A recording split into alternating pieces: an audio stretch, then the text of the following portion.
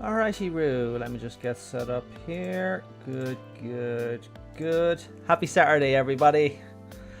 I needed this weekend, to be honest. Absolutely exhausted. I don't know what it is. The older you get, every time the weekend comes, you're just like, oh god, I'm so tired.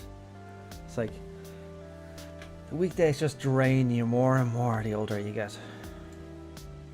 Although I'm not that old. I'm only 37, so. Although people would call me very old, and I definitely feel it. Either way, once again, happy Saturdays, everybody. As customary with my usual live streams, this is going over a number of topics. Primarily, first of all, we'll be going over my latest video, which was the lore video about the 5 greatest weapons, or not greatest weapons, but they are great. 5 lore weapons from FF14. And I'll be going into a number of different topics and discussions based on things that have been happening around the FF14 community as of late, and a couple of lore revelations as well. So I'm just going to make sure everything's okay. I can barely hear the music now, so let me just hurry up a bit. Here we go. Perfect. It's one of my favorite mixes of Final Fantasy 14, Final Fantasy music in general. So good, good. Make sure I can see the chat. Okay, so I'm not really sure why I'm standing here. I picked a location at random and I just ended up here. But either way, Limsa has always had it's a great view. This area used to look very different back in 1.0.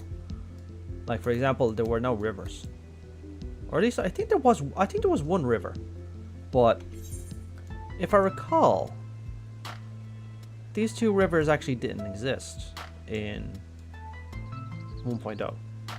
And the Nausea looked very different back then, as did the rest of the game, to be honest. But yeah, as far as I remember correctly, those rivers actually didn't exist. That chasm, I think, looked pretty different, but La Nausea was heavily affected by the calamity, so it was one of the entire region got reworked. So it looks almost nothing like it used to be. I mean, even the skyline is different. Limsa looked very different in 1.0 as well. But either way. Okay, so to the discussion of, well, the first discussion really. My video that I released recently was called 5 Weapons from FF14 Lore. So it was a focus video on 5 particular weapons that have significant amounts of lore about them. Now, FF14, the developers and the localization staff, the support staff, do a massive amount of work when it comes to the lore of FF14. But it's surprising how much of it doesn't end up in game. So most of it is in external media, the likes of the encyclopedias, the short stories that they create, and other sources of lore that don't actually exist in game. So in order to properly learn about a lot of the weapons that I actually covered in my series, you have to look at the external sources, which is very different from any other game, really. I mean, it's great that they actively support the game in terms of lore like that, but at the same time, it's also a shame that a lot of the weapons that we end up using don't have a lot of lore about them actually in game. So one of the things I always say to a lot of people is, if there's one thing that FF14 is missing in terms of the gear and the weapons, it's flavor text. So the likes of, say my weapon, my Void Cast Rotate, for example, under the likes of, like, under the marketing prohibited, for example, a bit of flavor text just to say this rod was once wielded by a Void Sent magic caster or something, like a random little thing just to give it a little ounce of lore. But unfortunately, pretty much all gear within FF14 doesn't get lore like that. The only weapons I can recall that actually have flavor text are the Z weapons from A Realm Reborn, and maybe some of the other relics actually have a little splash of flavor text, but they don't really do it anymore, which is a shame. But that's something I wanted to cover. That's the reason I wanted to do the video in the first place, because I wanted to get across the lore of some of these weapons that isn't spelled out in game. Like, for example, Estinian's weapon, Nidhogg. Like, originally it was the Gaybolg. When you're looking at the cutscene originally, you're like, okay, he's talking to... A lot of people assumed originally, for example, when he first showed up in Stormblood, wearing his new armor and he has the lance, and he's like, it's time, Nidhogg, we are needed, and the lance glows. Everybody assumed that he was actually talking to a portion of Nidhogg within himself, which wasn't the case. It was actually just the fact that he renamed the weapon to Nidhogg. So it's stuff like that that I wanted to clarify as well, like that he's not actually talking to a portion of Nidhogg that still exists, and a large portion of Nidhogg's essence still exists within Estinian, as we've already learned, and we learned again just a couple of days ago with a new short story. But that's an example of stuff I wanted to portray and get across. But I also dove into the history of some of the characters as well, like Raubon's, a bit of his history, primarily Whirlwhip's history and Mistbeard's history as well. But as somebody said as well, it's a shame that we actually don't get a lot of these weapons in-game. Although I think it would hurt the game as well, in my opinion, to have legendary weapons like that wielded. I mean, we have our Zodiac weapons, we have the other weapons of legend. But, yeah. But that was mainly the point of the video, just to get across the lore of some of these weapons. And it's likely a subject I will approach again in future, to get across the lore of some of the other weapons, because I had a large selection of weapons to actually go over. And it wasn't just weapons either, there's armors in the game that has a significant amount of lore about them as well. But I think I'll do a list another time as well, like maybe 5 armors or just 5 more interesting weapons or armor in FF14. Oh, that's probably a bit high, isn't it? There we go. But yeah, there's not really much else to say about that video other than that, but it was highly received, so people really enjoyed watching it, which is really good. So I enjoyed the fact that people found it informative, they liked learning a bit more about that aspect of the game. And it also just brings the attention back to the game itself, that a lot of this lore is missing in game, which is a crying shame in my opinion. But it is what it is. It's why channels like mine exist as well. Like, one of the main things that I do on my channel, as a lot of you have already seen, is I focus on the smaller aspects of the lore, like the forgotten pieces, like the little bits and bobs about the lore in game that you normally wouldn't encounter, like my Gubu video from a while ago, for example, going over the tale of the Gubu and how he ended up in Danalan, and some of my other videos that explore some of the obscure lore as well. So that's the primary focus of my channel nowadays. I don't really chase trends anymore. I used to when I was a lot smaller, and I'm still tiny. I think I'm like 3.5 or something like that. I don't really watch my sub thing anymore. But yeah, the main point is I'm just literally noticing behind me. I don't think I've ever noticed them before. Do you notice the dirigibles? They're XL, aren't they? And they're carrying cargo. I think that's the first time I've ever noticed them. That's just randomly jumping out at me. But that's an example. Like, I like to focus on the obscure little things like that. Like, what are they doing there? Are they just there for show, or are they doing trade with DXL? Did DXL fly these things here in order to trade with Limsa Laminsa? Good questions. Because I haven't noticed Limsa Laminsa using dirigibles like this, so I would assume it's DXL. So, interesting stuff like that, like. But yeah. I lost my train of thought there. But yeah, back onto the video itself. So there's not really much else I actually need to say about it. I want to make sure that the stream is actually working okay as well, because I'm doing something different in that I'm streaming and I'm also recording at the same time. So I want to make sure it's not actually interfering with the quality of the stream itself, which I hope it's not. But if it is, I'll stop the recording.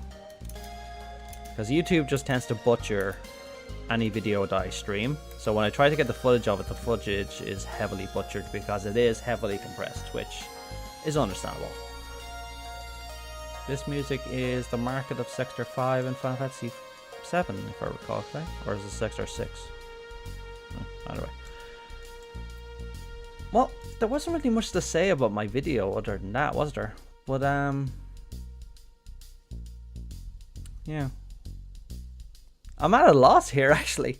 I think it's mainly the other topics I actually wanted to cover, so I suppose I actually will jump onto one of them in a minute, but I really quickly will just go over the main weapons that I did cover. So the first one was Tizona, which is the primary arms of Raubon.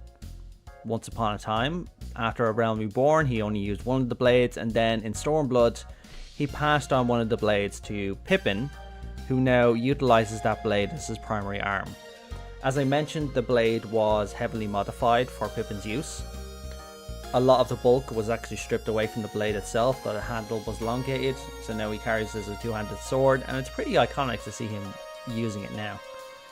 Pippin hasn't gotten as much attention since Stormblood, in my opinion. He did show up in the Ilsapar contingent, but he didn't get many, if any, voice dialogue, which is a shame. I think he got a couple of lines, but that's about it. Or did he even get a couple of lines? I don't even recall that.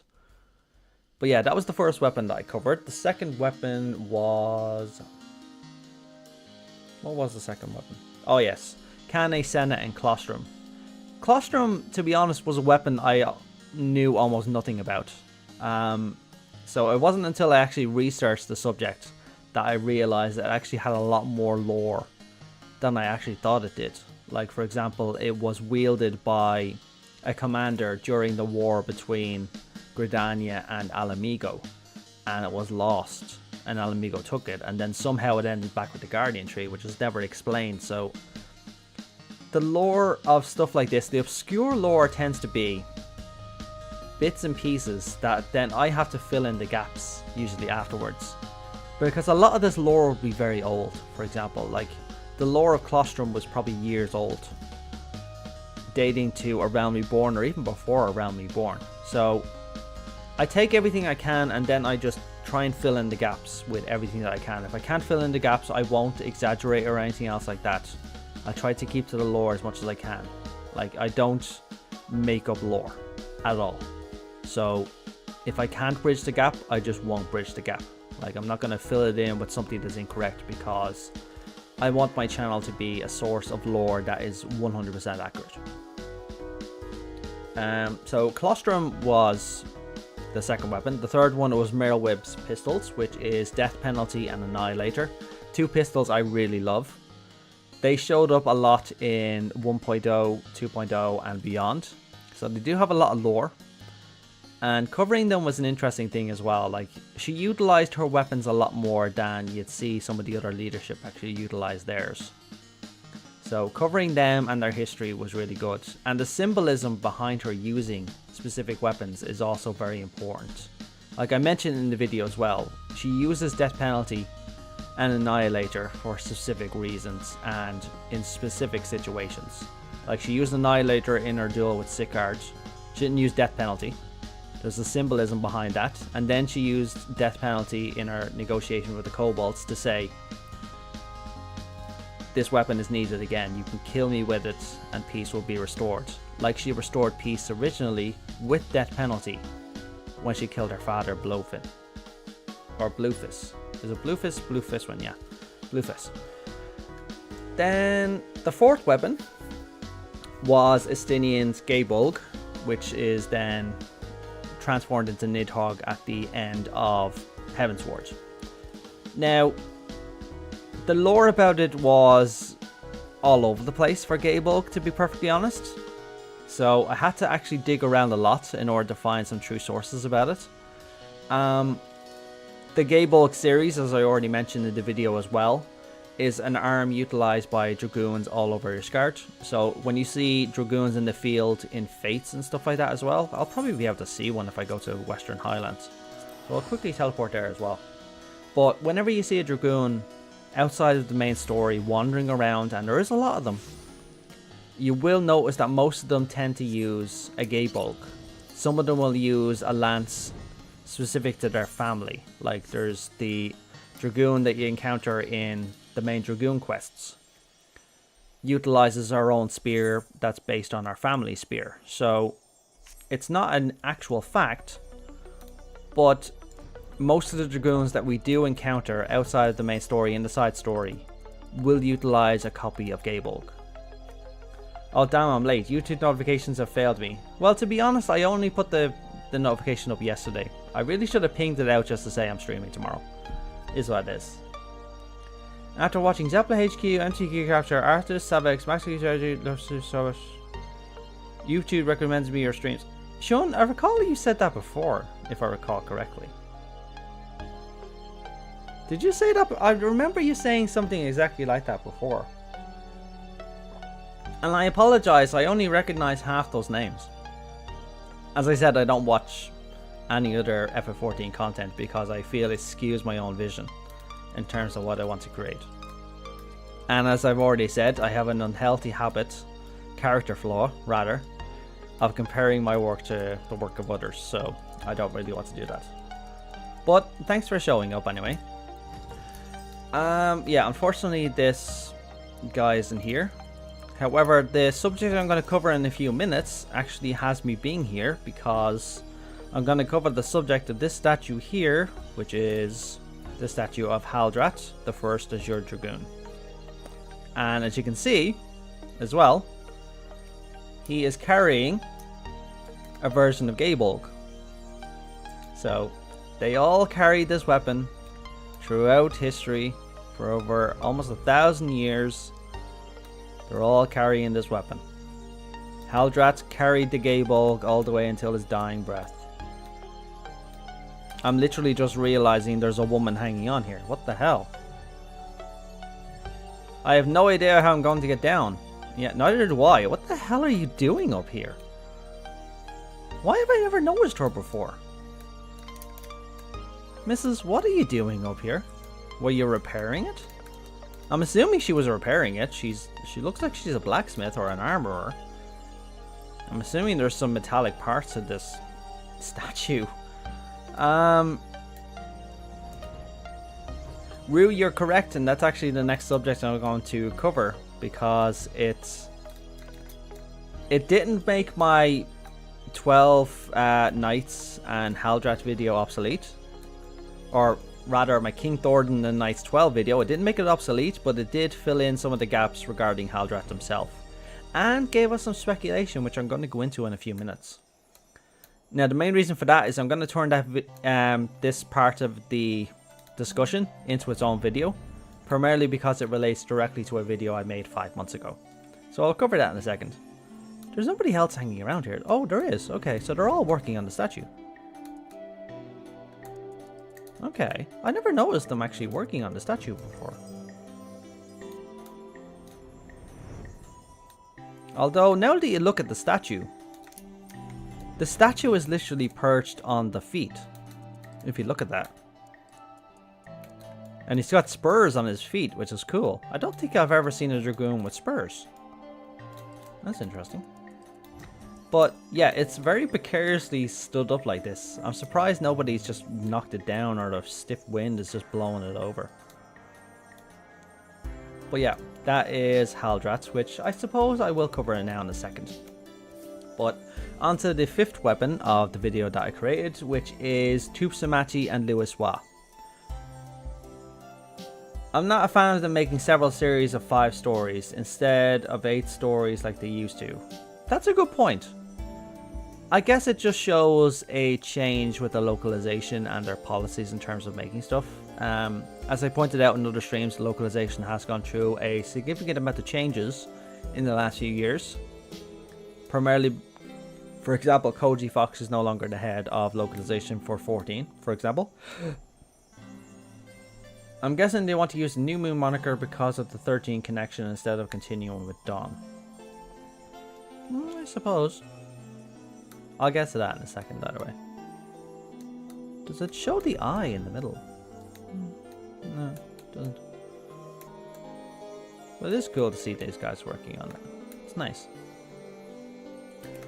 Alright, back to the video. Yeah, so the 5th weapon was Tupsamati, a legendary staff in lore of FF14, primarily in 1.0.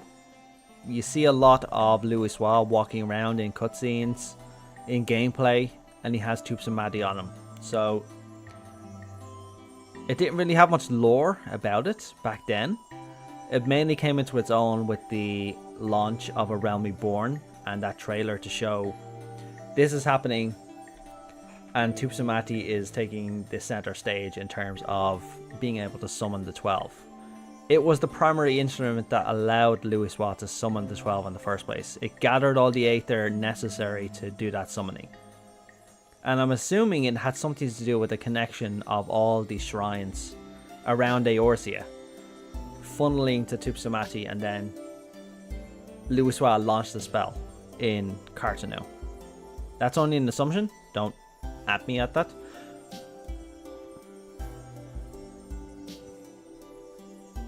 I forgot if you mentioned that certain storied weapons are references to job relics from FF11. No, I did not mention that actually, but you are correct. Like, a lot of the weapons in jobs in FF14 are direct references to Final Fantasy XI and references to weapons in the series in general. So, like every other Final Fantasy game, Final Fantasy XIV borrows a lot of story elements from the rest of the games, especially 11, because it was the MMO that preceded us. So a lot of elements from 11 found their way here. It's primarily just references and weapons and stuff like that. No direct story elements. Well, I suppose that's it for that part of the video. So I suppose I'll jump onto the primary discussion. Although, I do want to talk about a couple of things first. So, let's see here. I just want to make sure I'm not talking about everything.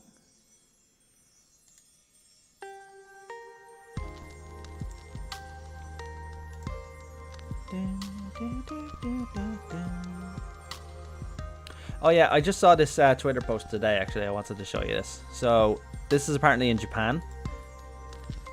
Part of the celebrations, they use drones in order to light up the sky. So the fact that they did this with drones is unbelievable. I mean, look at that Namazu, it's perfect. The amount of drones, there's hundreds of drones in this, which is really cool. And look at that logo made with drones, that is perfect. I love this. And I'm so jealous. I mean, look at that. And it's going backwards as well. Like, do you notice the way it's like this? I'm assuming that's so it can be read at the other side. Although it's upside down. Or is that's not a reflection, no. It's interesting though. But yeah, I just really quickly wanted to point that out because that happened in Japan, which is cool. I suppose I'll talk about the gripe that I have before I actually jump into the subject of Haldrat and everything else. Just yesterday, we got an announcement for FanFest 2023 in London that they're doing an art and video contest. So, in the wake of the fantastic entries submitted to the Fan Festival in Las Vegas, we're pleased to announce this year's art and video contests in celebration of the upcoming Fan Festival 2023 in London.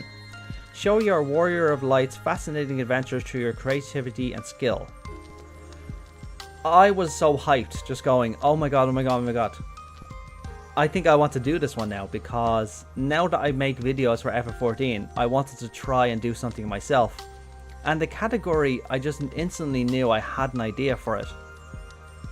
And I was like, oh, I'm so excited now. So,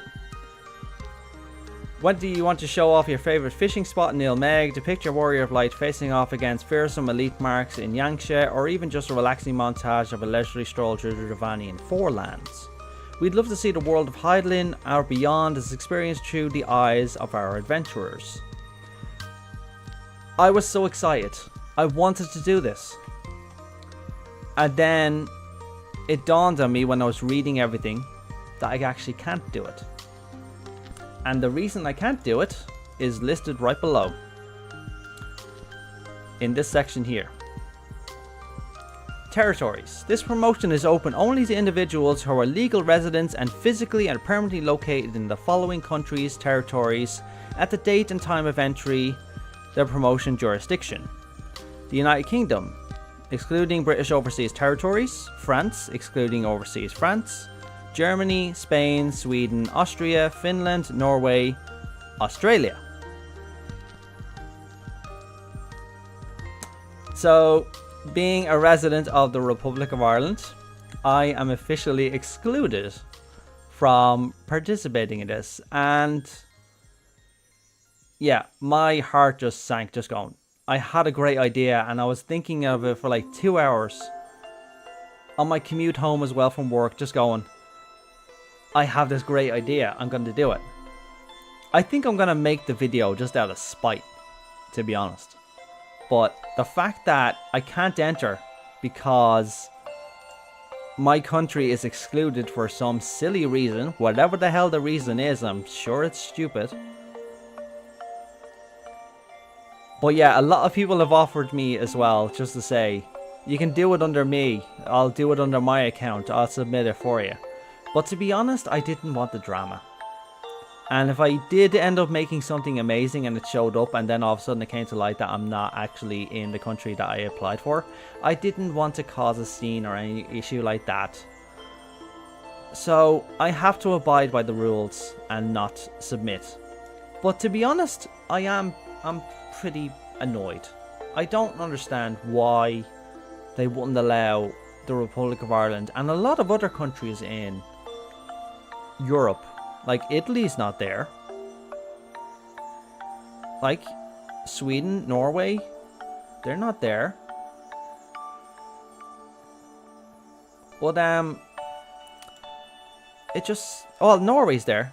Sweden... Oh, yeah, Sweden and Norway are there. Okay. And Australia, for some freaking reason, is there. But the Republic of Ireland is not there.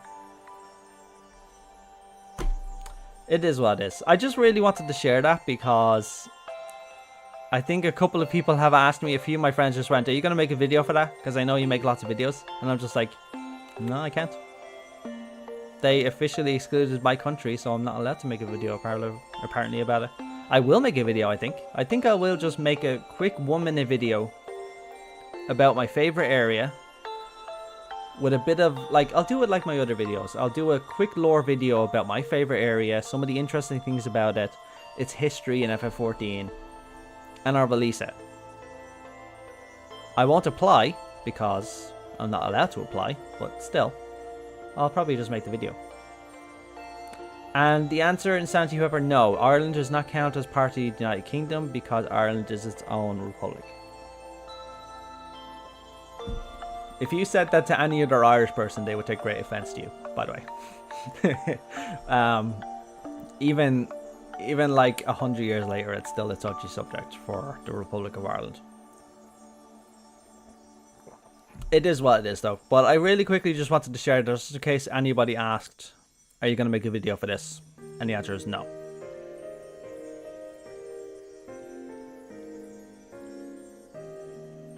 I don't get it. I mean, they include Australia. I mean, it's Oceania, sure. It is an English-speaking country. I understand that they wanted to include it in something. But... yeah, it let the air out of my balloon, for lack of a better word. As soon as it happened to me, I was just like, okay. But enough about that. So, we're not going to talk about that anymore. In my opinion, it's a mistake that they made, but it is what it is. Really quick, I want to talk about something as well that is important to a friend of mine. So, I want to introduce you to this project here, which is called the FF14 Community Project, or it's usually called the Yoshida Birthday Project, or the Happy Birthday Yoshida Project. So essentially what this project is, well, I'll just read what she wrote, essentially. We started the community projects in 2016, starting with Yoshida's birthday. Since then, we have completed projects in all kinds of different mediums, all of which can be seen in our past project section of this site. So, yeah, so essentially what they're doing now is I'll show you the previous project as well. So the past project, so they've done these projects, for example, they did a thank you FF14 team and happy birthday Yoshida. Then in 2019, a happy birthday Soken. 2018, happy birthday and thank you Yoshida, which I participated in as well. And happy birthday Yoshida in 2017. So I think it is listed here. Let me show you what their actual other one actually looked like. It was here somewhere. Or maybe she removed it. I doubt she removed it. But yeah, essentially what this is they submit thank you letters and screenshots on behalf of the FF14 community directly to Naoki Yoshida. And as you can see with the image here, he does get them in physical form and in digital form and reads them and looks at them as well. So he has a good time actually looking at stuff like this as well. So this is a project that my friend has been running for a number of years alongside a number of other individuals. And it's gained a lot of traction. Like this sort of art was created as well for it. So at the moment they have this project going for the 10th anniversary in 3 parts. So they have project 1, which is the 10th anniversary thank you. So your thank you message to the developers, any stories that you want to share, anything you want the developers to read in general, because these sort of things do get read by the developers because they're getting submitted directly to Creative Business Unit 3 and delivered directly into the hands of Naoki Yoshida and the development / support staff. So it's a good way of getting your thoughts heard by the developers. So yeah, that's project 1, the 10th anniversary thank you to everybody. Project 2 is happy 50th birthday to Naoki Yoshida, who turns 50 this year. Happy birthday to him. So you can submit your birthday wishes. It was in May, so he's already 50 now, but still the project has always done this. Any stories and messages you want to send to Yoshida personally and other developers. So as I said, like this is stuff that they'll end up getting read by developers as well, more than likely. Any artwork you created and any potential gifts or donations that you will be allowed in the project as well. And then the third one is a new one, which is a cancer duty completed, which is your words of support for Soken. So your stories, how did you feel watching the Digital Fan Fest with Soken explaining his battle? I'm already in the middle of writing mine. It was an emotional time for me. Purposely taking screenshots of your character FC to accompany your messages, artwork you've created, and any potential gifts and stuff like that you want to create as well. So this project is open to everybody. So there's a submission page on the main website here, and the website is www.ff14project.com, as you can see up here. Yeah, you just submit everything through either these links, or you can submit it via email as well. Keep your messages in Japanese or English, but other than that you can pretty much state whatever you want to state. Just follow the instructions that are on the project info here. I'm already in the middle of mine, so it is a great project, and if you want to support the project as well, there is a PayPal for donating as well. I've already donated to her, at least I think I have. If I haven't, I'm going to donate, because they'll have physical copies of all of our letters made up, which is something that I can't see at the moment. It was listed on the website, because they made up a full physical copy of everybody's letters and art, and Naoki Yoshida there's screenshots of him actually reading it as well. So if I find that, I'll put it onto my, yeah, there's a cake that somebody made as well. That's another thing somebody made for him as well. And there's our letters, for example. But yeah, I really quickly just wanted to point that project out, because if you ever wanted a medium to communicate with the man himself, or to say thank you to the developers or anybody else on Creative Business Unit 3, this is your chance to do it, because it will be read by the developers in Naoki Yoshida. So it's a great project. I highly recommend it, and it is free for you to do. You're not going to be charged to do this, but you are able to support if you choose to support it. But that's it for that. So I suppose we'll get on to the meat and potato of this live stream, which is the newest tale under the new moon that was released just either yesterday or the day before. I'm not really sure. Yeah, it was yesterday, I think it was. So Let me just quickly lower this down. Just so it can be heard properly. Okay. So, as I said, I'm going to make this into an entire video. So, this is going to be its own separate video alongside the... Well, separate from the stream. So, it's going to be my first time actually attempting to do something like this. Transforming a stream video into one of my normal upload videos. So, forgive me if I just start sounding a bit weird, but let's do this. Okay. 3, 2, 1. This video contains main story spoilers from A Realm Reborn to Endwalker. That out of the way. So, a couple of days ago, either yesterday or the day before, Square Enix released the Tales Under the New Moon, a series of short stories that were released in regards to the Endwalker expansion that goes over a number of different topics from the expansion that are not covered in the main or side stories in game.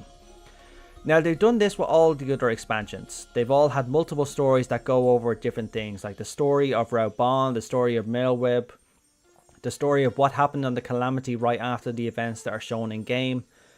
It's gone through every expansion, up until this point now, where they've released the first short story for Tales Under a New Moon. Now, the first story is called As Azure Fades, and its primary focus is on Estinian, his past, and also the past of Ishgard and the Azure Dragoons. So, I'm not going to do an entire reading of the actual story itself. You guys are free to read this whenever you want. I highly recommend that you do.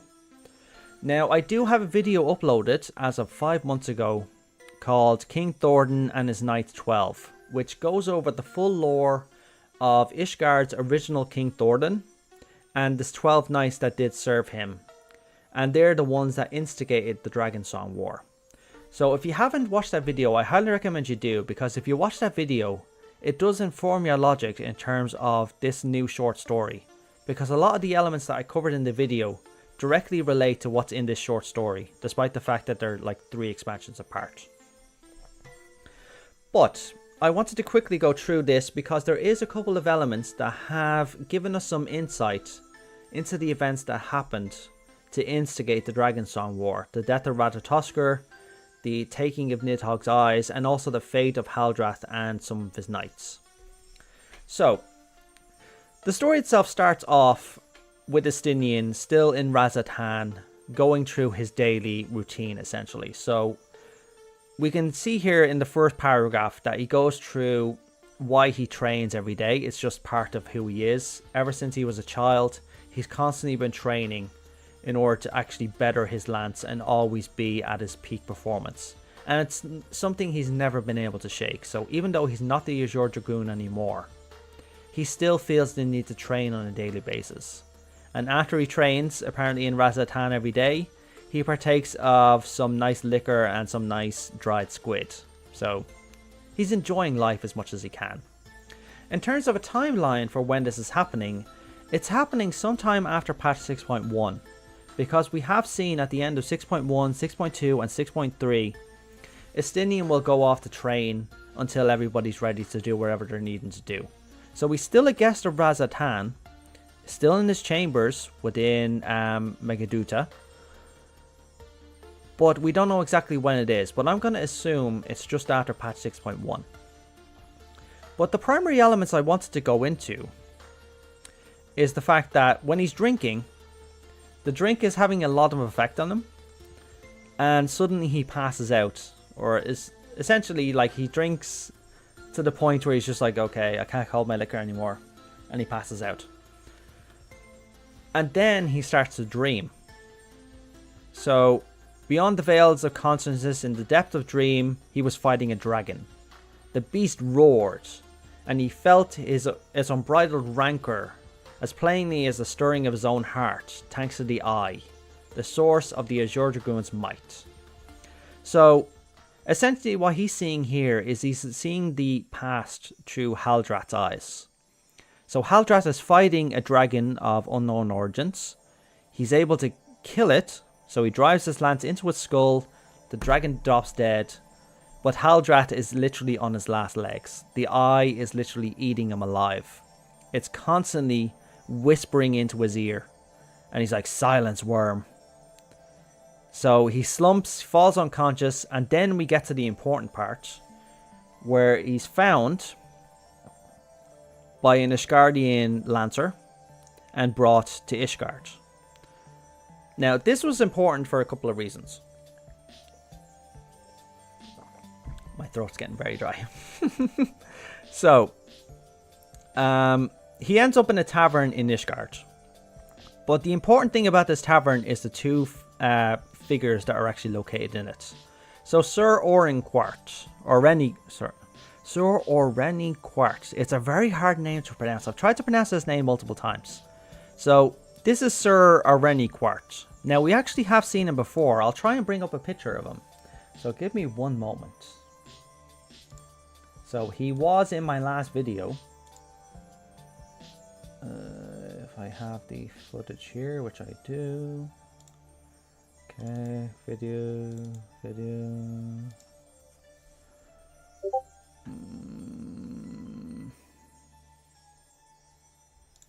Story characters.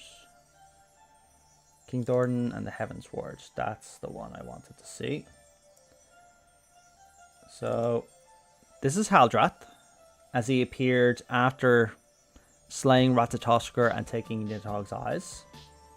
And the other figure is this gentleman here, the Brawny Knight, as he was called.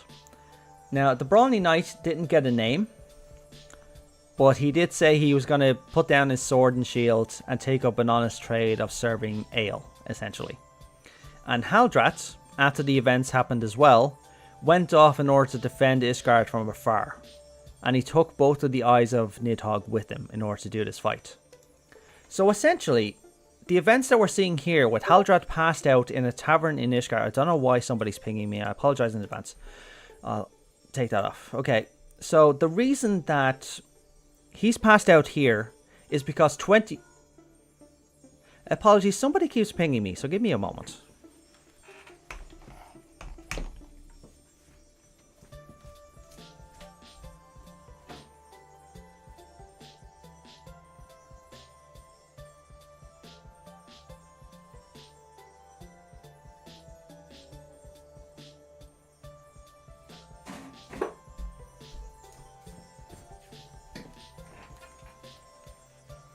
Apologies, I wanted to make sure it wasn't an emergency.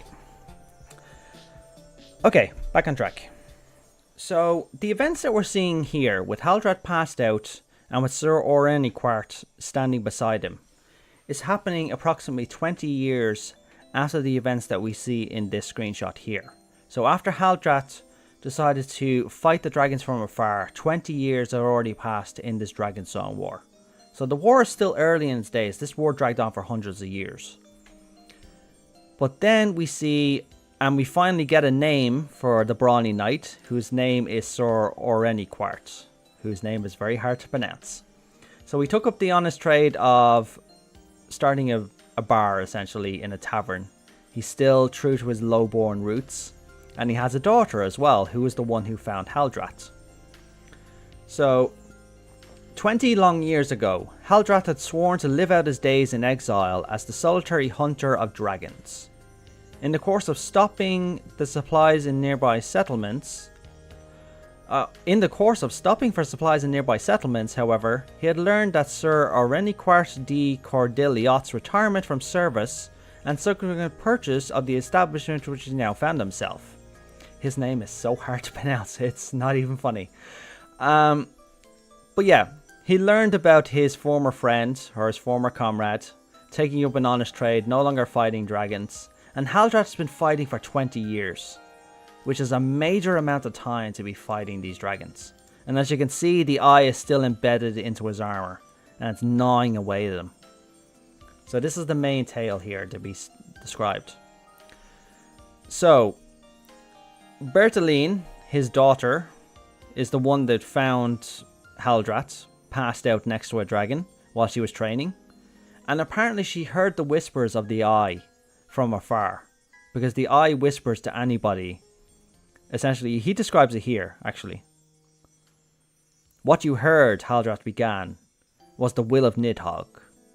So speaking, he laid a hand upon his silver breastplate, where a grotesque object had fused itself one of the great Wyrm's eyes, pulsing with baneful light. His eye calls to those who seek power, to corrupt and conquer their minds, that it might be free once more. So essentially what we're learning here is Haldrat survived 20 years with the eye. And he was finally reaching his limit now, to the point that Nidhogg was about to take him over. And then he would have made Haldrat return the eye back to Nidhogg, who is still alive at this point. And he has one of Hreysvalgr's eyes, so he's still active. But he needs his actual eyes that Haldrat actually has. Apparently he has both of them with him. So he's been still carrying these both eyes for 20 years, which is a major feat. But we learned the truth of the Azure Dragoons right after this. So essentially, what happens is, Haldrat is on his last legs. He's about to turn into a slave of Nidhogg, or turn into Nidhogg himself, similar to what Estinian did. And he has Oreniquart use Gaebolg to kill him. But his daughter also helps, so they both hold the lance and they shove it directly through Haldrat's heart, killing him, with that eye still embedded into his flesh. However, before they did so, Haldrat gave one of the eyes over to Bertaline. So the section is down here now. So Haldrat turned his gaze to Bertaline, to you who would hunt dragons, who did answer Nidhogg's call. I entrust his eyes. As custodian of their power, I charge you with the protection of our people. So as long as justice burns in your heart, Nidhogg will never claim your mind, yet your flesh will eventually succumb. Ere it does, you must find another to take up the burden and carry on the fight in your stead. Lest you forget, our enemy is nigh immortal. This war will rage on long after we have returned to dust. So this is a very important thing that we learned. We all had speculation, this was never explicitly stated, but the Azure Dragoon of Ishgard always carries one of the eyes of Nidhogg. It grants them power, however that power comes at a cost. The more power they tap into, the more corruption actually flows through their veins, to the point where they'll actually turn into a slave entirely unless they get rid of the eye. So Haldrat essentially started here, the path of the Azure Dragoons that led all the way to Estinian. He bequeathed the eye to Bertaline, that she would become the next Azure Dragoon. She would use the eye in her fight against the dragons until the point that the eye was going to corrupt her permanently, and then she gave the eye to another successor, who would then become the Azure Dragoon and pass on the legacy. So this now explains a lot about how the Azure Dragoons started, how they ended, and where we ended up. So we know there's been many Azure Dragoons. Technically we're an Azure Dragoon as well, but we didn't have possession of an eye. But we have seen Estinian's friends, colleagues, and mentors carry the eye as well. Oreniquart. I'm pronouncing it Oren primarily because of Final Fantasy X. Oreniquart. Oreniquart. Okay, I'll pronounce it as Oreniquart. Thank you, Rue. But yeah, this was a very important thing for us to learn, because we learned how the rite of succession happens for an Azure Dragoon. And we can assume that Alberic actually had this experience as well, because Alberic was the Azure Dragoon before Estinian was. So we can assume that Alberic had the Eye of Nidhogg as well, like all the Azure Dragoons did. He utilized it until the point that it was going to corrupt him permanently, and he passed the eye off to Estinian, who then became the Azure Dragoon of this age. So it's interesting to actually see how much this actually affected him. I'm wondering how much it did. And he doesn't carry his Gaebolg anymore, which is interesting. I assume because he's, for the most part, left the life of a Dragoon behind. I assume he stopped being a Dragoon the moment he gave up the eye. But it was very interesting to learn that. Now, the second thing we learned, and this is something that I've been mulling over for the ever since the story came out, essentially, is I need to go to the section here in order to properly explain it. So,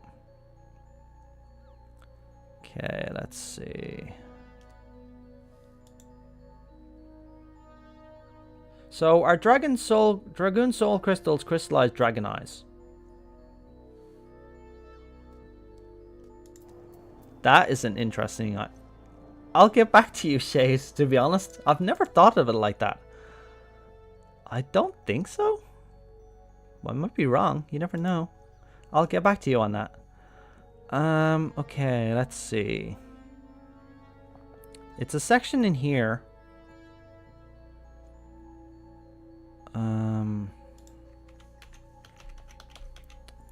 There we go. Okay, so this section is what caught my attention. So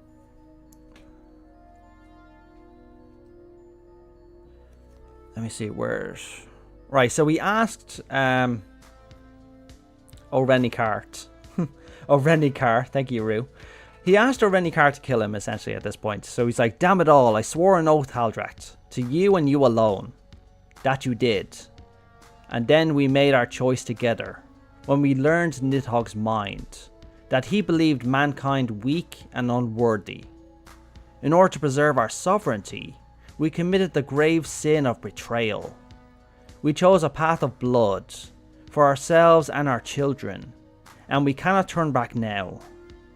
Lo, though you have laid down the sword, your daughter has taken up the lance. So this is the section that has had me speculating for the past couple of days.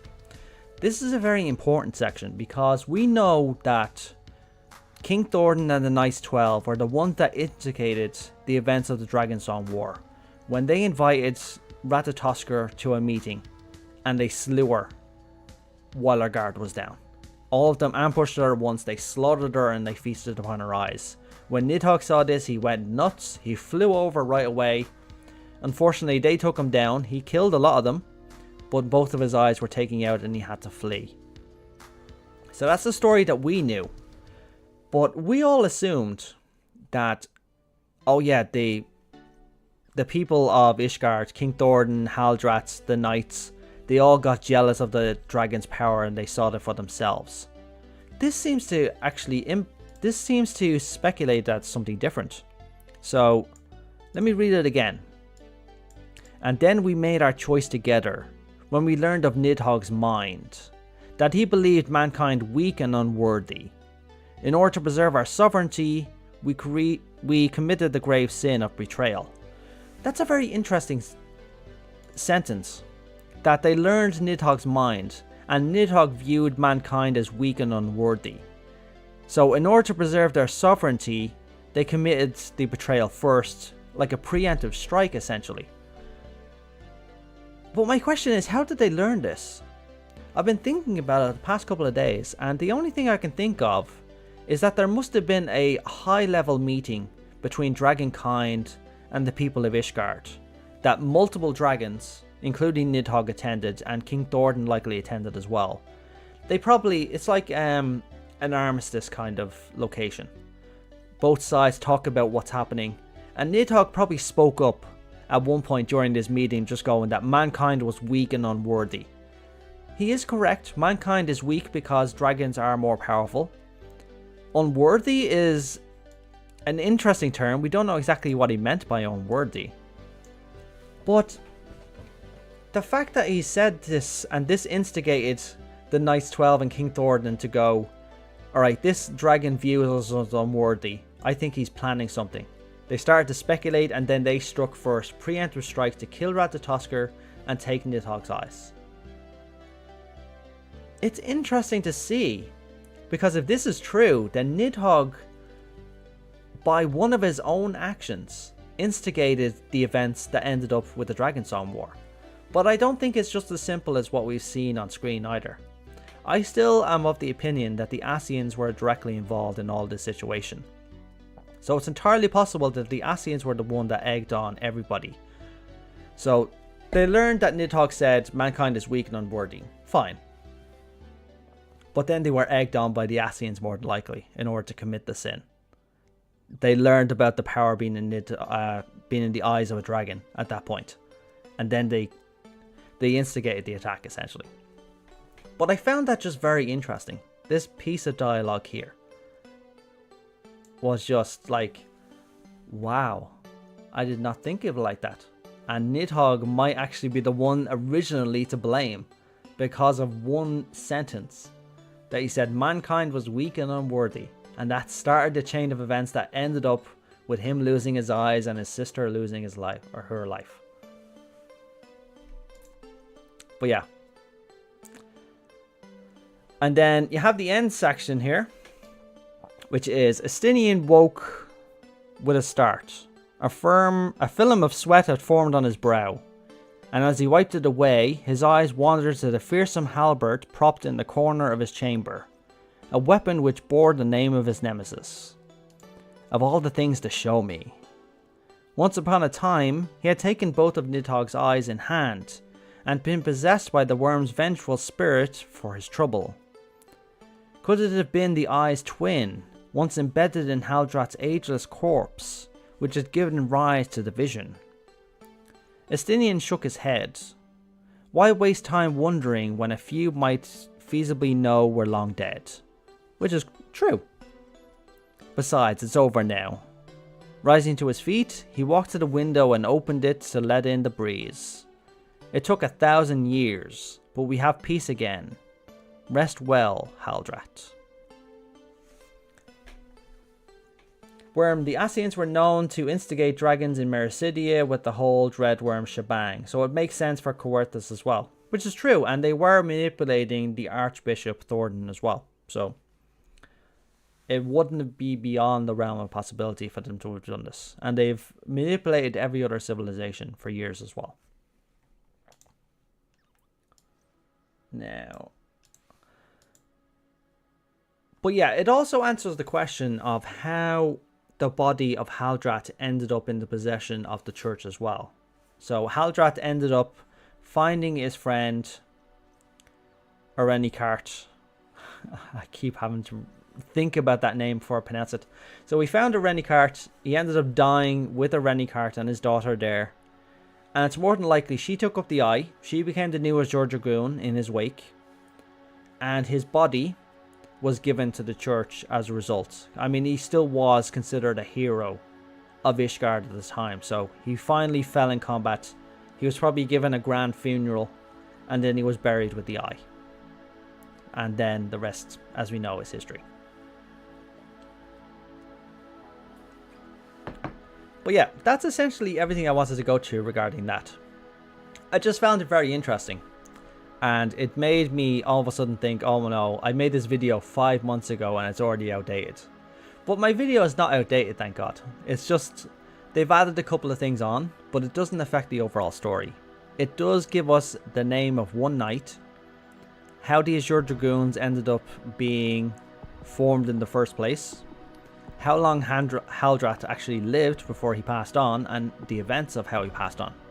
So, and then, of course, a tidbit into a possibility that Nidhogg was the one that originally instigated the Dragonsong War because he couldn't hold his tongue, essentially. But yeah, that's it for that. And Haldrat's legacy is now officially over. I honestly wasn't expecting to hear about Haldrat again. Not this far after Heavensward. But I am glad to have actually heard about it. And heard about who the next Azure Dragoon was. So, it makes me wonder if she actually took up his Gaebulg as well. With her becoming the next Azure Dragoon. It makes sense, I think. I do like her armor as well. Her armor is something I don't recognize. I'll have to look up what this armor is, but it is interesting. But that's it for that. There's essentially not really much else I need to actually go through. Aside from that. And the other things I wanted to go through as well. We're getting another short story in a couple of days. So we're only getting 4 short stories apparently this time. So we used to get like 8 or 9. Then we got 5 and now we're getting 4. So If I had to assume, I'd say the next one would probably be Astrola. Third one will probably be Kryl. And the fourth one will probably be Ernville.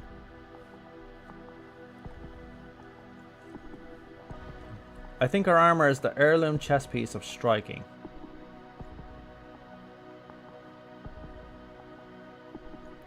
In future, type Ishgardian names to Google Translate with French voice and see how the service pronounces it. It probably comes close. That's an interesting way of thinking about it as well. I'll actually keep that in mind. Thank you, Rue. Just want to make sure my recording's okay. Yeah, it's fine. Good, good, good. There's not really much else I want to go through, actually. I've essentially gone through everything I wanted to, but I suppose I wanted to end... I think I'll go through some of the topics on the FF14 subreddit and the discussion subreddit, because I haven't actually used them in a long time. I stopped using Reddit months ago, and it took a weight off my shoulders, to be perfectly honest. So, let me just bring up the subreddit real quick and see what's going on, because I know there's been a lot of drama around a number of different topics in the last few days. So let's just quickly take a look at what's going on here. So, yeah, accept. I don't like this new scheme. Okay. Nope, nope. Muggle treasure. Oh.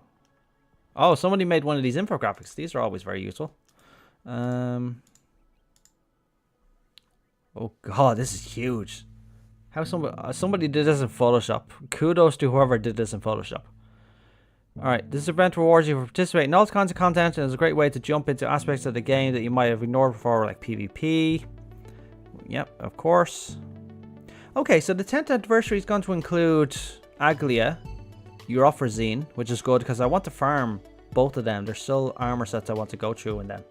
But I also want to farm them for the sake of the fact that the next patch is going to include that story. So I do want to kind of brush up and get myself reacquainted with the story itself. Asphodelis and Abyssos, which is cool. I suppose we'll try that as well. Same old dungeons for these. This Praetorium gets 14. Praetorium always gives the most. It is always the way. Labyrinth, yeah. Alright, so the Crystal Tower series and the Void Ark series give 6. Weeping City, Rabanashtar, and the Copied Factory give 10.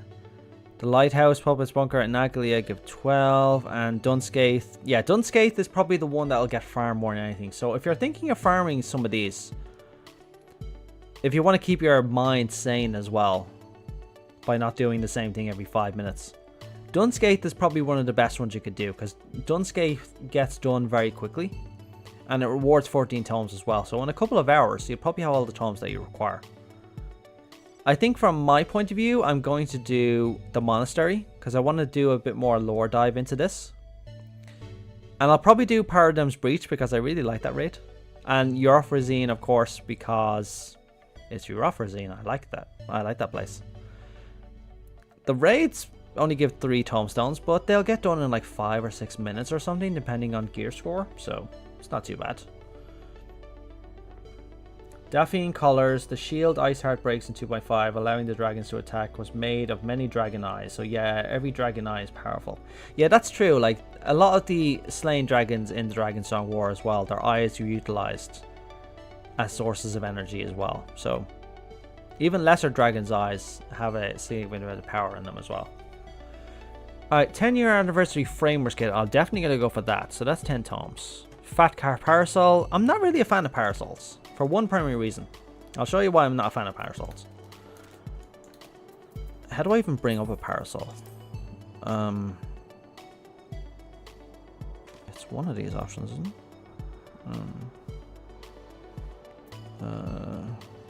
Fashion accessories. There we go. So let me try bringing up this one. Yeah, so I don't use parasols because my onion helm clips with every parasol in the game. So a parasol to me is useless because it's just nothing but clipping. So they didn't create it with my onion helm in mind. So for that reason, no, not interested in parasols. And they don't even last forever anyway, so. Okay, so you got a blue sky parasol, you got the fat car parasol, which is pretty cute in its own way. Hairstyles I'm not really interested in either, primarily because with my onion helm I don't have hair. So the samurai barding is definitely something I'd look into, but I think I already have it. Then you have ballroom etiquette petticoats. Okay. Well, okay, so those emotes are nice. If you don't have those emotes, it's a good chance of getting them as well. Titania's mount. There's a lot of Bosja content as well, and Skybuilder script content. Okay, big shell whistle. Yeah, that's from Skybuilders as well. Already have that, already have that. Gelmoran pot, yeah, that's not worth it, in my opinion. You can get 10 Gelmoran pot shards very easily. So I wouldn't recommend spending 50 tons on that. I'd recommend just going into Palace of the Dead. But I'd imagine most people actually have this mount at this point. It was one of the first mounts you could... It was one of the first items you could buy from Palace of the Dead. I'm salty for that styled for hire hairstyle because I grinded it originally through front lines and then it's been 2 different Mogstone events afterwards. Okay. That makes a lot of sense though. And it's only 50 tomes now, so you have to spend, well, 18,000 wolf marks is not too bad though. So, it's not like you went to the end of Oblivion in order to get it, so not too bad. There's a lot of whistles as well, which is really good. So there's a lot more whistles than there usually is. So all the dogs are there, so if you wanted to get the dog mount, the final dog mount, you can get all of these. And they're only 30 each, which is cool. The Warrior of Light card is 100 tomes. Ugh. I think I already had that though. But yeah, these are some of the rare ones, so it's a good chance of farming them. Ultimate the High Seraph is there as well. Okay, answers to the edge, the final day. I think some of these are on the market board anyway. I think these scrolls. So I hate shoe builds. I'm not getting this. I hate shoe builds. Shoe builds are always taunting me. Magic prisms. That's a nice little thing. I do like this furniture as well. So this furniture is not too bad, and they're only 20 each, which is not too bad. The entire toad set is 30, not too bad. And 1 tombstone each for each earring, which is cool, I guess. But yeah, that's a nice article that somebody made, so that's really nice.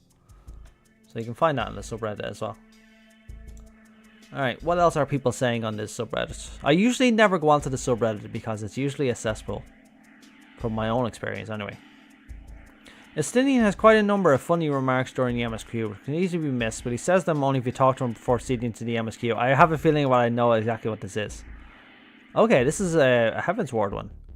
These Ant-Men are bold to bring their war to the dragon's doorstep. Mayhap we should invite them to man the walls of Ishgard. He's not wrong. He's actually not wrong. If they could get over their own bloody prejudice and isolationism, then yeah, if they made allies like them, it would actually work out. I found a very special one right here. Yeah, see, this is why I don't look at Reddit. Okay, what's so special about it? Oh, it's all classes, no jobs, except for the culinary and stuff like that.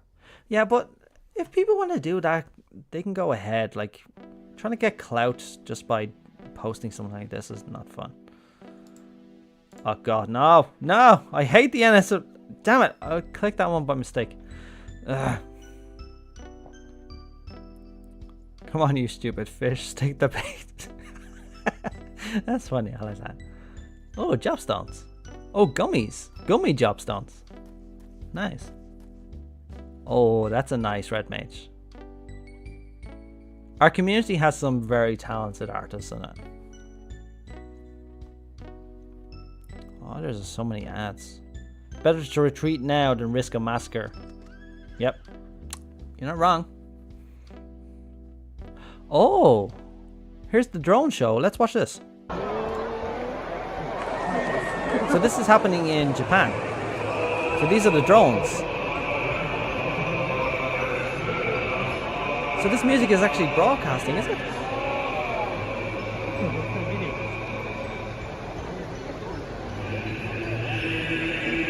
Oh man, it's literally a Realm Reborn. Done with drones. That is unreal. I've never seen anything like that.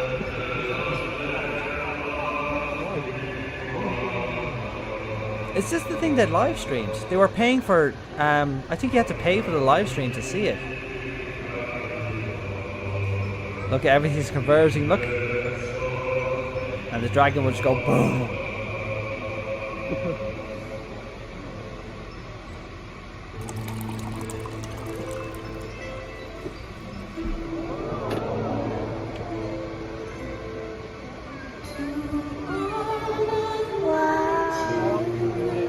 This is unreal. It's cracking open. I can't believe this is just drones. This is unreal.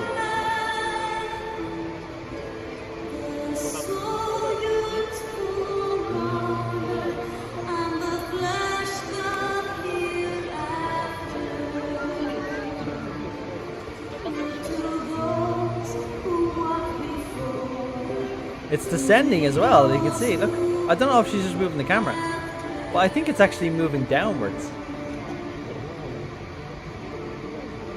It's cracking.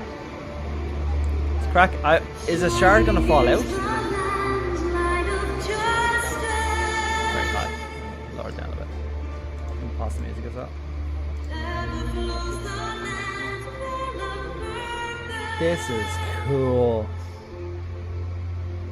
I really should have been there. Why am I there right now? Look, it's all splitting up, look. Oh man.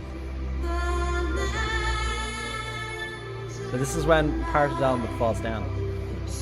And here we go. Wow.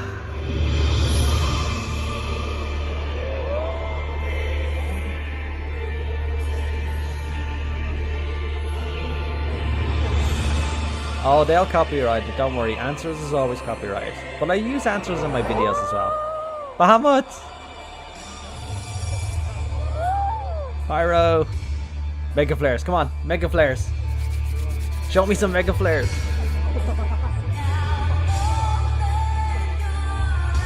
Okay, so they're doing pyrotechnics for the mega flares. But look at that Bahamas, look at that. His wings are moving.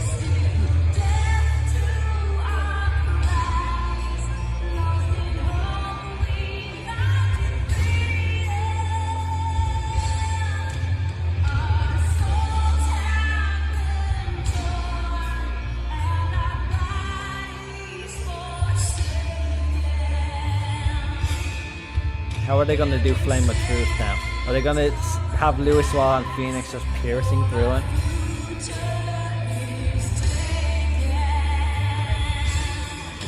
Shield.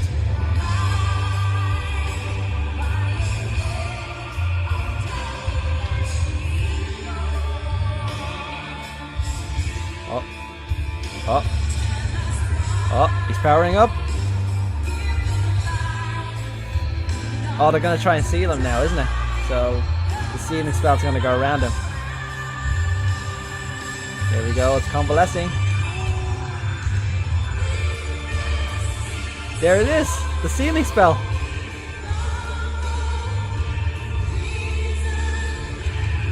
Oh, wow.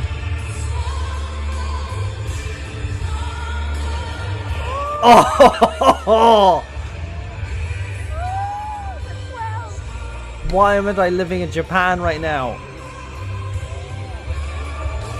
Oh! They're actually moving up! Ah, come on, burst. Come on, everybody scatter.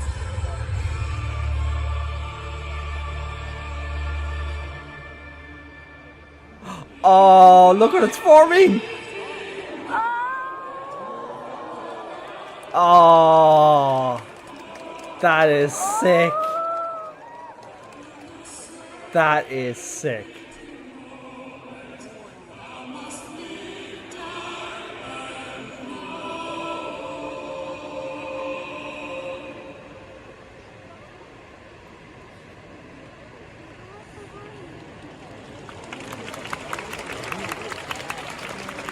Oh man. That is so good. What's it going to turn into now? It's turning into something else. Oh, Mother Crystal. Mother Crystal!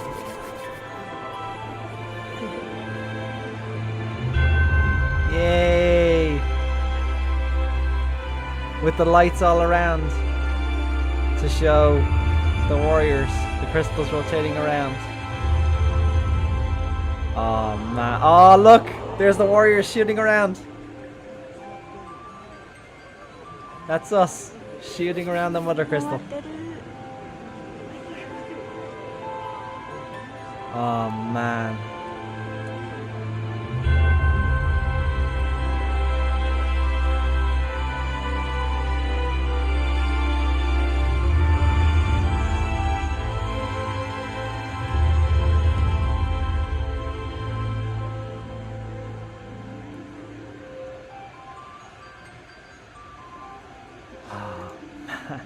That is unreal. That was unbelievable. And they did so much more apparently. But that is outstanding. Like, why am I not in Japan? Why didn't I go there? If I knew this was going to happen, I would have been there. But that is unreal. I have to say, that was really good. I think that's a good way to end the stream actually, because my mind is literally blown after that. So I guess we'll just end it there. This is just a very quick stream just to go over a few things. It was primarily I wanted to go through this. So I'll cut this up and try and actually upload it again. But yeah, that last bit just blew my mind. That was really good. Is there anything else of interest on here? Japan gets so much of the good stuff. Like, even their Coca-Colas get gaming merchandise. We miss out on so much. Oh, look at that. Was fortunate enough to receive a ticket for a signing with Koji and Yoshi P at FanFest. Decided to have it framed after I got home. That's a very nice framing. I approve of that. That's nice. Alright everybody, go on, enjoy your Saturdays, have a very good night, and I will upload this footage afterwards. I'm on the middle of my video at the moment. As I said at the start of the stream, I was hyped for actually doing a different video, so I already started making that. And then I was let down. I am working on my next video. It's actually I did have a giant video planned, but I decided it was too long. So I decided to cut it up into sections. So I'm taking one section of that video and making a very good video about it. It's a subject that I'm fascinated by, and I'm looking forward to actually spelling it out, because it's more obscure lore that you wouldn't really think about today, but it is really nice. I am working on a different type of video as well. I realized I don't do enough gameplay videos anymore, so I'm actually undertaking a personal project of mine starting on Monday and putting myself through a week of trials and tribulations in game. So it's kind of like if you've ever seen somebody like go, I'm going to play without certain aspects of the game for a week. That's essentially what I'm going to do. And I'll explain why I'm doing it in the video itself. So it's going to be a week of me doing something particular in FF14 every time I log in. And it's going to be a gameplay video afterwards. So I hope you look forward to that as well. But everybody, go on, have a good night, and I hope to see everybody very soon. FanFest is coming up as well. We're less than 2 months away, so we're going to start learning a lot more, and we're hopefully going to be getting little tidbits of information as it draws closer. But yeah, everybody have a good night. Enjoy your weekends.